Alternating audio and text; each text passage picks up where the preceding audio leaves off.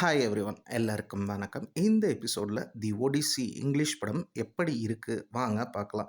இந்த படத்தை இயக்கியவர் யாருன்னா கிறிஸ்டோஃபர் நோலன். அதே மாதிரி ரொம்ப எக்ஸ்பெக்டட் மூவி ஆஃப் த இயர்னே இந்த படத்தை சொல்லலாம். ஹோமஸ் கிரீக் எப்பிக்கோட ஒடிசியை தான் அதோட அடாப்ஷன் தான் இந்த படமே. இப்போது தி ஒடிசி படத்தோட ஸ்டோரி லைன் என்ன அப்படின்னு பார்த்தீங்கன்னா, படத்தில் ஒடிசிஸ் அப்படின்னு ஒரு போர் வீரன் இருக்கான். அப்போ அவன் ஒரு போருக்கு, அதாவது ஒரு வாருக்கு கிளம்புறான். அப்போ தன்னோட மனைவிட்ட என்ன சொல்லிட்டு போகிறான் அப்படின்னு பார்த்தீங்கன்னா, நான் வாருக்கு போகிறேன், சப்போஸ் நான் திரும்பி வரல அப்படின்னா நீ இன்னொரு கல்யாணம் பண்ணிக்கணும் அப்படிங்கிற மாதிரி சொல்லிவிட்டு அவன் போருக்கு போகிறான். அவன் போருக்கு போகிற சமயத்தில் அவனுக்கு ஒரு கை குழந்தையும் இருக்குது. அப்படி போருக்கு போனவன் பல வருஷங்கள் ஆகியுமே திரும்பி வரலை. அதே சமயம் அந்த கிங்டத்தை அவனோட ஒய்ஃப் மகாராணியாக ஹேண்டில் பண்ணிகிட்டு இருக்காங்க. மீன் டைம் அவரோட அந்த ஒடிசிஸோட பையனும் வளர்ந்து வரான். அவனும் அந்த கிங்டத்தை ரூல் பண்ணணும் அப்படிங்கிற மாதிரி நினைக்கிறான். இன் தி மீன் டைம் பார்த்திங்கன்னா அந்த கிங்டமை சில பேர் டாமினேட் பண்ணுறாங்க. அதே சமயம் அதில் ஒருத்தன் என்ன பண்ணுறான்னா, அதாவது ஒடிசிஸோட ஒய்ஃபை நானே கல்யாணம் பண்ணிக்கிறேன் அப்படிங்கிற மாதிரி இருக்கான். அதே சமயம் அவனும் ஒடிசிஸோட பையனை கொல்றதுக்கும் சில திட்டங்கள் வியூகங்கள்லாம் வச்சுருக்கான். அப்படி இருக்க பார்த்திங்கன்னா ஒடிசிஸோட பையன் அதாவது ஒடிசிஸ் போருக்கு போனார். அவர் உயிரோடு இருக்காரான்னு தெரில, இல்லை இறந்துட்டாருனாலும் தெரியல. அதன் பின்னணியில் இருக்கிற விஷயத்த தெரிஞ்சுக்க அவர் பையன் தேடி போகிறான். அதாவது ஒடிசிஸ் இருக்காரா இல்லையான்னு தேடி போகிறான். அது சம்மந்தப்பட்ட ஆளுங்களை தேடியும் அவன் போகிறான்.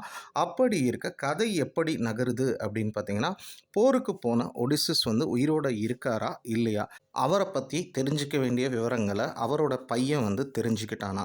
இன் தி மீன் டைம் அந்த கிங்டத்தை கேப்சர் பண்ணணும், அதே மாதிரி மகாராணியை கல்யாணம் பண்ணணும்னு நினைக்கிறவன் மகாராணியை கல்யாணம் பண்ணானா. அவனுக்கு இன்னொரு இது என்னென்னா, ஒடிசிஸோட பையனையும் கொல்லணும்னு நினச்சானே, அந்த திட்டம் நிறைவேறிச்சா இல்லையா, இது எல்லாத்துக்கும் ஆன்சர் கொடுக்குற படமாக அமையிறது தான் தி ஒடிசி. இப்போ படத்துடைய ப்ளஸஸ் அப்படின்னு பார்த்தீங்கன்னா, நிச்சயம் கிறிஸ்டோஃபர் நோலன் படம்னாலே மேக்ஸிமம் ப்ளஸஸ் தான். நிச்சயம் கேஸ்டிங் ஒரு ஒண்டர்ஃபுல் கேஸ்டிங் தான். ஒடிசிஸாக நடித்ததாக இருக்கலாம், அவரோட பையன், அந்த மகாராணியாக நடித்தவங்க எல்லாருமே இந்த படத்துக்கு என்ன தேவையோ அதை ஸ்க்ரீனில் ரொம்ப எக்ஸ்ட்ராடினரியாகவே கொடுத்துருக்காங்க. நிச்சயம் அதாவது அந்த கேரக்டர் கதாபாத்திரங்களாகவே வாழ்ந்திருக்காங்க அப்படிங்கிற மாதிரி சொல்லலாம்.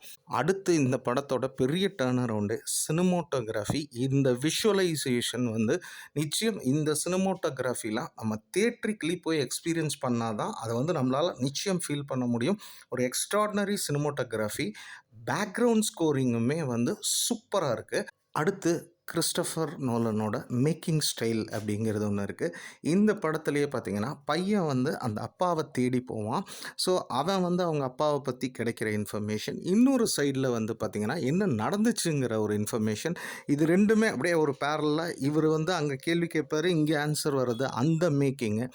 அதே மாதிரி ஒடிசிஸ் அந்த போருக்கு போயிட்டு அவர் அந்த போரை முடிச்சுட்டு வர்ற வழியில் தடம் மாறுறது, அந்த தடம் மாறத்தில் அதாவது அவருக்கு இருக்கக்கூடிய ட்ராப்பை காட்டின விதங்களாக இருக்கலாம். அதில் டெக்னிக்கலி கிறிஸ்டோஃபர் நோலனோட எஃபோர்ட் இன் மேக்கிங் நிச்சயம் பார்த்திங்கன்னா ஒரு விஷுவலி அப்பீலிங் படமாக இந்த ஒடிசி அப்படிங்கிற ஒரு படம் நிச்சயம் அமையும்.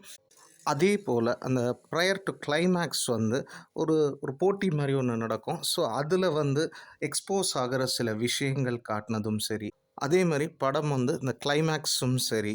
ஸோ இது எல்லாமே படத்தில் எக்ஸ்ட்ராடினரியாக ஒர்க் ஆகிருக்கு அப்படின்னே சொல்லலாம். சரி, இந்த படத்தில் தி ஒடிசியில் வேறு என்னெல்லாம் செஞ்சுருந்தா இந்த படம்ங்கிறது இன்னும் பெரிதாக அமைந்திருக்கும். ஆல்ரெடி பெருசாக தான், சூப்பராக தான் இருக்குது. ஒன்று, படத்தோட டியூரேஷன் கிட்டத்தட்ட 2 hours 55 minutesங்கிறது ஓடுது. அந்த லென்த்துங்கிறது இப்போ கிறிஸ்டோஃபர் நோலன் படத்தெல்லாம் ரெகுலராக பார்க்குறவங்களுக்கு அது தெரியாது. ஒரு ஜென்ரல் ஆடியன்ஸாக நம்ம போய் பார்க்குறோம் அப்படின்னா, ஃபஸ்ட்டு நமக்கு அந்த ஒடிசியோட ஸ்டோரி லைன் தெரிஞ்சால் தான் நமக்கு ஏன் இதெல்லாம் நடக்குது, ஏன் இதெல்லாம் இப்படி நடக்குதுங்கிறது நமக்கு தெரியும். அது தெரியாமல் பார்த்தோம் அப்படின்னா சில நேரம் உங்களுக்கு அந்த லென்த்துங்கிறது ஃபீல் ஆகலாம். இதெல்லாம் தாண்டி தி ஒடிசி ஃபைனலி படம் எப்படி இருக்குது அப்படின்னு பார்த்தீங்கன்னா, ஒடிசிஸ் அப்படிங்கிற ஒரு போர் வீரன் ஒரு போருக்கு போகிறான். அப்படி போகிறதுக்கு முன்னாடி தன்னோட மனைவிட்ட என்ன சொல்லிட்டு போகிறான்னா, நான் வரல, போருக்கு போகிறேன், நான் உயிரோடையும் வரலாம், இல்லை இறந்தும் வரலாம். அப்படி நான் வரல அப்படின்னா நீ இன்னொரு கல்யாணம் பண்ணிக்கணும் அப்படிங்கிற மாரி சொல்றான். அதே சமயம் அவன் போருக்கு போகும்போது அவனுக்கு ஒரு கைக்குழந்தையும் இருக்கு. அப்படி இருக்க இவன் போருக்கு போயிர்றான். அவன் பையனும் வளர்ந்து வர்றான். அப்போ அவனோட கிங்டத்த வந்து சில பேர் வந்து டாமினேட் பண்ணிக்கிட்டு இருக்காங்க. அது அந்த பையனுக்கு பிடிக்கல. அதே சமயம் அந்த பையன் வந்து அந்த கிங்டம வந்து ரூல் பண்ணணும் அப்படின்னு நெனைக்கிறான். அதுக்காக அவங்க அப்பாவ தேடி, அவங்க அப்பாவோட இருந்தவங்கள தேடி அவன் போறான். இங்க டாமினேட் பண்ணவங்களும் வந்து என்ன பண்றாங்கன்னா, ஒடிசிஸோட பையன கொன்னுட்டு அந்த மகாராணிய கல்யாணம் பண்ணிக்கணும்னு நெனைக்கிறாங்க. அப்படி இருக்க ஸ்டோரிங்கிறது எப்படி நகருது அப்படின்னு பார்த்தீங்கன்னா, போருக்கு போன ஒடிசிஸுக்கு என்னாச்சு? அதே மாரி அவர பத்தி இன்ஃபர்மேஷன் தேடி போன அவன் மகன் வந்து அவர பத்தின எல்லா இன்ஃபர்மேஷனும் கலெக்ட் பண்ணானா? அதே மாரி ஒடிசிஸ் போருக்கு போறதுக்கு முன்னாடி தன் மனைவி சப்போஸ் நான் வரலன்னா இன்னொரு கல்யாணம் பண்ணிக்க அப்படிங்கிற மாரி சொன்னபோது, அவங்க இன்னொரு கல்யாணம் பண்ணிக்கிட்டாங்களா? மீன்வைல் அவனோட கிங்டம வந்து சில பேர் வந்து டாமினேட் பண்றாங்களே, அவங்களுக்கு என்னாச்சு? இது எல்லாத்துக்கும் ஆன்சர் குடுக்குற படம் தான் ஒடிசி. இத நமக்கு கிறிஸ்டோபர் நோலன் எப்படி குடுத்திருக்காரு அப்படின்னு பார்த்தீங்கன்னா, நிச்சயம் வந்து டெக்னிக்கலி சவுண்டட், நல்ல ஒரு விஷுவல் அப்பீல் இருக்கிற மாரி, நல்ல ஒரு பேக்கிரவுண்ட் ஸ்கோரிங் இருக்கிற மாரி, நல்ல ஒரு ஸ்டோரி லைன் எடுத்து, நல்ல கேஸ்டிங் பெர்ஃபார்மன்ஸோட நமக்கு வந்து குடுத்திருக்காரு. நிச்சயம் இது வந்து கிறிஸ்டோபர் நோலன் கேரியர்ல வந்து பார்த்தீங்கன்னா, additional feather on his cap. ஒரு அவரோட கேரியர்ல இது வந்து மாஸ்டர் பீஸ் படம்னே நம்ம சொல்லலாம். படத்தோட சென்சார் சர்டிஃபிகேஷன் அப்படின்னு பார்த்தீங்கன்னா, ஏ சர்டிஃபைடு தான். ஏன்னா அந்த படம் வார் இதெல்லாம் இருக்கு. ஸோ ஏ சர்டிஃபைடு தான்.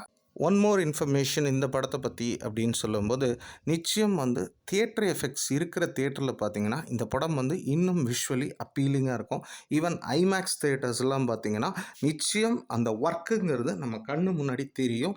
மேலும் ஒரு புதிய திரை விமர்சனத்தில அவங்கள வந்து சந்திக்கிறேன். என்னோட விமர்சனங்கள் பிடிச்சிருந்தா லைக் பண்ணுங்க, தெரிஞ்சவங்களோட ஷேர் பண்ணுங்க, சேனல சப்ஸ்கிரைப் பண்ணுங்க. நன்றி, வணக்கம்.